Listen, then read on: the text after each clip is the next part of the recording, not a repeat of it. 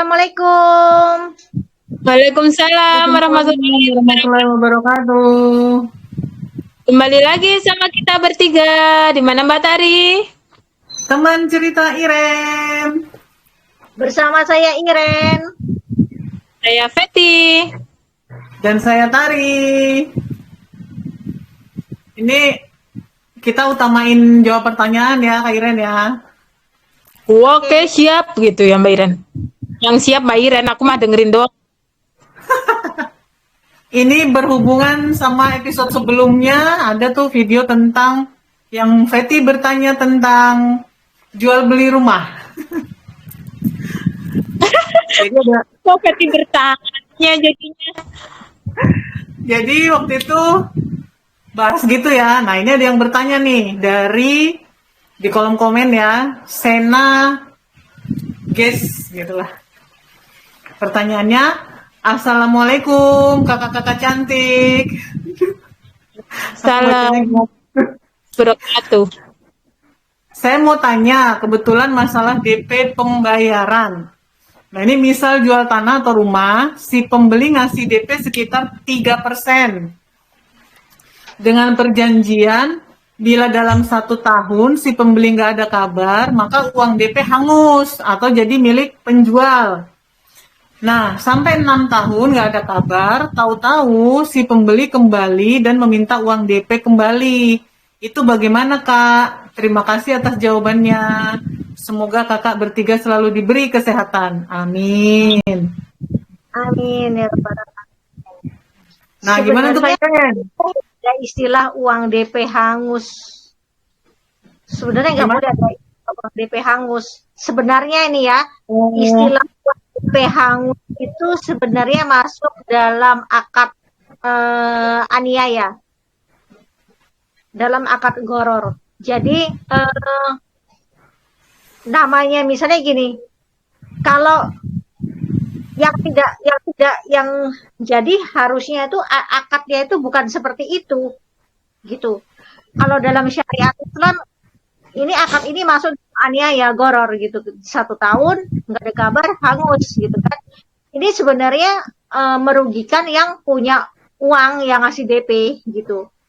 Oke. Jadi ya tidak sama-sama dirugikan, supaya tidak sama-sama dirugikan, ya jangka waktunya jangan lama. Harusnya dari awal udah ditegaskan gitu.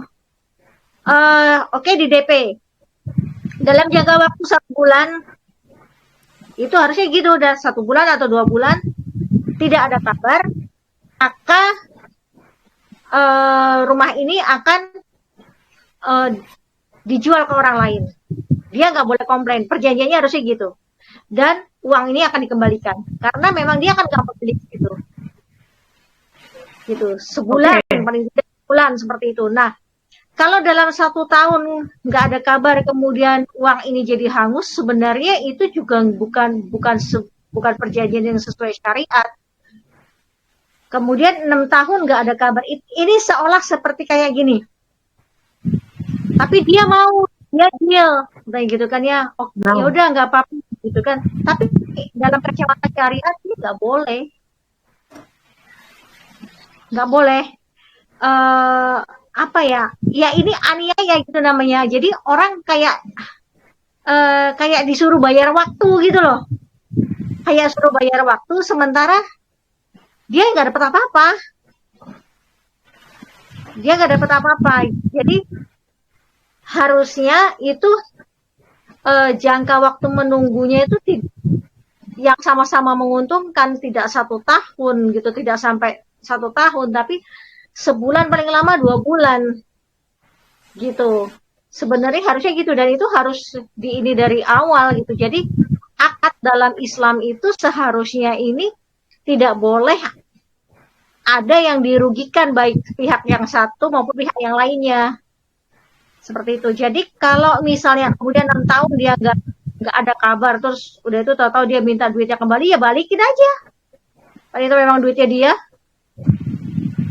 Udah 6 tahun itu uang, berarti kan dia udah tahu 1 tahun, udah 1 tahun dia nggak ada kabar, berarti rumah itu paling udah dijual sama orang, udah ini. Ada uangnya dia di situ. Dia minta lagi, ya udah balikin aja lagi. Kalau dia gimana? kalau dia nungguin aja gitu gimana? Gimana Mbak Tar? Kan misalnya ini sebenarnya kayak tadi tuh apa 6 tahun nggak ada kabar, terus dia nungguin tuh nggak dijual rumahnya ke orang lain gitu loh. Baik banget ya nungguin. Kayak Selama 6 tahun dia nungguin gitu ya kan, selama 6 tahun nih. Ya siapa suruh nungguin, kan gak ada perjanjiannya. Jadi kemudian dia bilang, ini 6 tahun saya tungguin loh sampai ibunya itu loh, siapa yang suruh, kan gak ada yang nyuruh. Nungguin 6 tahun gitu. Jadi pasnya gitu loh. Makanya kalau bikin perjanjian itu nggak usah pakai ada acara nggak enak gitu loh. Jadi harus enak gitu semuanya. Ketika dilihat kalau dalam 1 tahun nggak ini hangus, langsungnya tegaskan, saya Islam, saya tidak bisa seperti ini. Kalau seperti ini yang pertama, saya nunggu dalam jangka waktu 1 tahun. Dalam jangka waktu 1 tahun, baru dibayar 3%. Dan selama itu sementara saya harus jual ini rumah, misalnya gitu kan. Saya butuh cepat harus jual ini rumah, dan saya disuruh nunggu 1 tahun. Ini ini berat buat saya. Dan yang kedua, walaupun perjanjiannya itu adalah dalam 1 tahun, kalau nggak kembali itu akan hangus gitu kan. Ini pun juga nggak adil buat situ gitu kan, buat Anda gitu kan, karena Anda juga nggak dapat apa-apa gitu kan selama 1 tahun. Jadi sebenarnya ini ya itu makanya dibilang ada potensi gorornya, itu adalah ada potensi aniayanya itu. Jadi sebenarnya harusnya kalau namanya mau ada DP, ya sebulan, namanya DP kok lama amat sampai 1 tahun ditunggu kabar. Gitu kan. Sebulan, 2 bulan, paling lama 2 bulan gitu loh. Ya kalau dia masih misalnya punya cukup kesabaran ya 3 bulan oke. Tapi nggak lebih dari 3 bulan gitu loh. Sampai 1 tahun menunggu nggak dibenarkan, makanya sebenarnya dalam syariat gitu. Ya kecuali kalau memang misalnya mau nunggu, dan kalau misalnya nggak jadi ternyata uangnya dibalikin, mau. Kalau misalnya mau seperti begitu ya nggak apa-apa. Gitu. Tapi itu sebenarnya awal aja nih ya. Kalau dari awal akad itu tidak sesuai syariat, pasti ada masalah. Yes, betul. Pasti ada masalah. Kalau sudah dibilang, jadi gini nih, udah dibilang hutang piutang antara si peminjam dengan yang meminjam itu harus ada pencatatnya, akadnya harus jelas. Kalau akadnya sudah jelas, akadnya sesuai dengan syariat, sudah dicatatkan dengan niatan Allah, dengan niatan ya, ketika kita berakad hutang piutang kan dosa ya. Hanya disarankan untuk tidak berhutang kalau bisa, gitu kan. Tapi kalau ternyata memang ada yang mendesak, yang memang membuat kita harus berhutang, lakukan sesuai dengan syariat. Dengan harapan Allah akan bantu kita untuk melunasi hutang ini, untuk bayarkan hutang ini. Ini berarti kan akad tanggung jawab. Ya. Gitu. Ini insya Allah nggak akan ada masalah. Tapi kalau dari awal akadnya udah nggak sesuai dengan syariat Islam, pasti ada masalah. Coba aja itu orang KPR, berapa banyak rumah yang kemudian akhirnya disita. Terus orang ngelisting mobil, berapa banyak akhirnya mobil yang digendong lagi. Itu kan? Itu udah contoh-contohnya. Dan seperti ini sekarang akhirnya bermasalah lagi seperti ini karena dari awal akadnya nggak sesuai syariat. Ya, benar. Dari akadnya nggak sesuai syariat. Karena ini, kalau aku bilangnya akan ada masalah berkepanjangan di kemudian hari gitu. Yang ujungnya nggak selesai malah nambahin beban. Ini akhirnya ngerasa pada saat loh, Kan udah dibilang hangus 1 tahun, masa ini masih mau minta lagi? Nah, seperti itu. Padahal itu juga nggak dibenarkan dalam syariat. Ya. Hangus seperti itu nggak dibenarkan.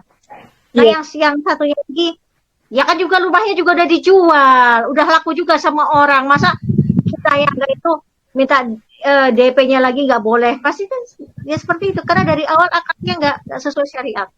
Ya, betul. Betul banget kalau itu. Tambah panjang lagi kok. Ya, karena kalau mengikuti sesuai syariat Islam itu pasti akan menguntungkan dan tidak merugikan keduanya gitu ya harusnya Kak Iren ya.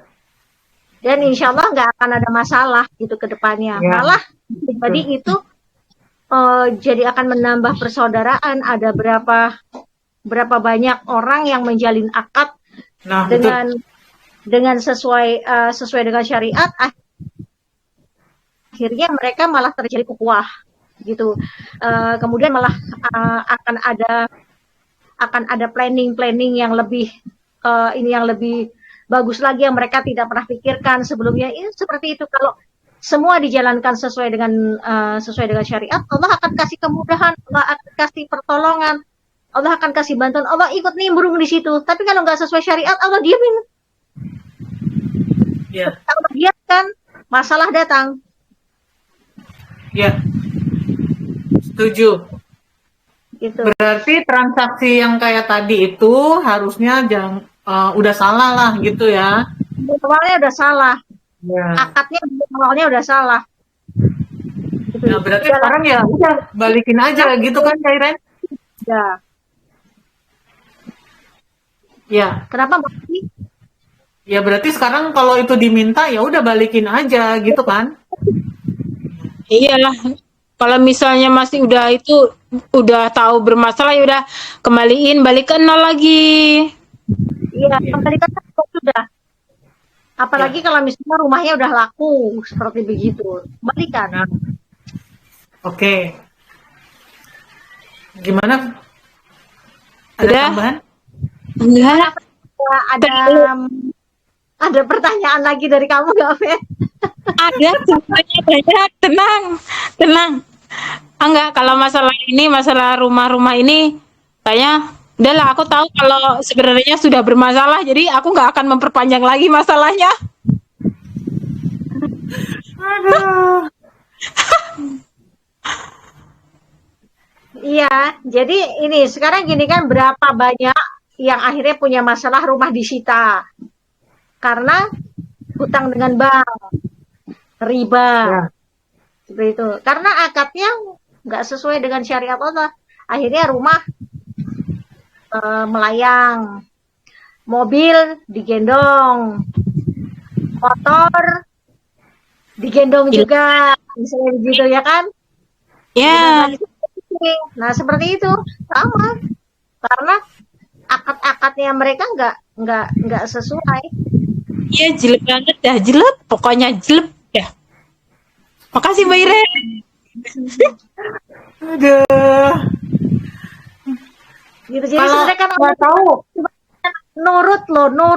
nurut lo umat Muhammad, nurut sama saya seperti halnya Rasulmu yang nurut dengan saya gitu. Tapi kenapa umatnya Nabi Muhammad ini banyak banget yang merengkel, terus akhirnya jadi punya masalah gitu kan? Ketika punya masalah akhirnya kan bingung. Nah sekarang gimana caranya untuk menatanya lagi? Ya udah kembali dari nol, menata lagi. Jadi kalau ditanya sekarang udah 6 tahun gak ada kabar, dia minta lagi DP-nya, kasihin Mbak, kasihin. Karena nggak berkah juga Mbak, terus nyimpen uang itu. Tapi perjanjiannya di depan notaris, yes, di depan notaris manusia. Tapi di mata Allah, kalau seandainya ini nanti diungkit di akhirat, Mbak siap. salah. Gitu. Sekarang kalau mau menang-menangan di mata hukum, Mbak bisa menang. Tapi saya nggak yakin kalau nanti ketika di pengadilan Allah Mbak akan menang. Oke. Gitu. Jadi kalau menurut saya amannya kasihin. Iya, lagian kalau misalnya DP berapa sih? Paling nggak sampai 50%. 3%. Tadi Ayo. 3%. Uang. Ya Allah, Feti nggak maksud gitu, maksudnya bukan sesuatu yang besar untuk dikembalikan lagi gitu loh Mbak. Bukan nggak berat kan kalau buat ngembaliin 3%-nya doang gitu loh. Ya, Ya tapi gitu. kalau 3% dari 1 miliar, Ya banyak yang nggak punya duit juga sih. masalahnya 3% ini 3% dari berapa gitu kan? Kalau Ya, Kalau 3%, laku 3 miliarnya, kalau udah laku 3 miliarnya kan ya masih banyak gitu loh Mbak.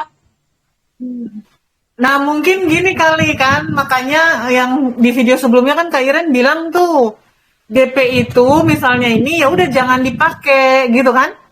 iya, Nah, karena efeknya mungkin akan gini, misalnya tahu-tahu minta dibalikin, ternyata udah dipakai, udah jadi ini, udah jadi itu. Susah Nah, ya sendiri. makanya masa tunggu dia dealnya, maksudnya masa tunggu dia pelunasannya nggak boleh lama. kalau misalnya 3%-nya dari 1 miliar nih, 6 tahun yang lalu, kalau sekarang dijual kan udah untung banyak tuh. Makanya nggak terlalu berat lah kalau ngebalikin 3%. Insya Allah dimudahkan. Kalau dia minta, ya itu. Jadi jawaban saya adalah ketika sekarang dia minta lagi duitnya, ya balikin, Mbak. Balikin. Ya, Itu saran saya. Kenapa saya menyarankan demikian? Karena gini, kalau mungkin kalau orang LBH akan beda lagi sarannya ya kan. Orang LBH kan sudah ada bukti kuat di depan notaris ini dan sebagainya gitu kan. Tapi kalau bagi saya menang di mata manusia itu bukan sesuatu yang melegakan. Menang di mata manusia itu bukan sesuatu yang melegakan. Tapi paling tidak kita tidak punya tanggung jawab moral di hadapan Allah. Gitu. ya, Dengan kita kembalikan uang itu, kita sudah tidak punya tanggung jawab moral di hadapan Allah. Sudah nggak ada lagi yang bisa menuntut kita di akhirat. ya, Itu kalau saya pertimbangannya adalah ke situ. Tapi kalau pertimbangannya adalah secara hukum manusia, ya Mbak boleh untuk tidak mengembalikan. Pertimbangan ya. hukum manusia. Ya kan Tapi karena ada perjanjian tertulisnya. Tapi pertimbangan hukum Allah, menurut saya amannya kembalikan. Oke, sip. karena kalau itu urusannya malah lebih panjang ya, Ya, sampai ke akhirat, ibaratnya gitu kan? Nah, aku dan di akhirat dunia itu dan akhirat itu adalah kehidupan kekal, nggak akan ada lagi kematian setelahnya kan? Nah, Nah, itu di dunianya aja itu bakalan panjang, yakin udah bakalan panjang di dunianya, belum lagi ditambah di akhiratnya nanti. ya, betul. Iya itu. Oke, Orang aja kadang misalnya begini, saya nggak pernah ngutang sama orang ini, toto orang ini ngomong saya pernah ngutang sama dia gitu, sekian sekian saya kasih, kalau gimana? ada duit, saya kasih pasti. Oh iya, saya akan minta pada Allah supaya saya tidak ada hujah, supaya tidak ada beban moral kalau memang ini adalah saya untuk menghapus dosa saya atau untuk ibarat kata kalau orang bilang buang sial, tolong mudahkan saya kasih. Nggak usah dipikirin. Kayaknya waktu itu orang nggak pernah ngutang sama dia gitu kok, tahu-tahu dia bilang kamu ada ini sama aku sekian sekian sekian gitu. Ya udah kasih. Ya udah, Mbak Iren habis ini baca chat aku ya. Siapa tahu Mbak Iren punya utang sama aku. Biar sama Mbak Iren. Aduh, Kasih gitu. Apalagi kalau misalnya udah jelas itu ada perjanjian tertulisnya, ada itu seperti itu. Jadi saran saya Mbak, kasih aja untuk keamanan Mbak untuk keamanan Mbak di kehidupan kekal nanti. ya, Itu kalau dari saya. oke. Fat, Sudah cukup. nah, Mbak Tari Cukup, Kak Iren? cukup. Dirasa Ya udah. cukup. Wassalamualaikum warahmatullahi wabarakatuh. Semoga bisa menjawab ya Mbak ya. Warahmatullahi. Assalamualaikum warahmatullahi wabarakatuh. Amin. Terima kasih Kak Iren. Sama Mbak Tari. Sampai ketemu di teman cerita Iren.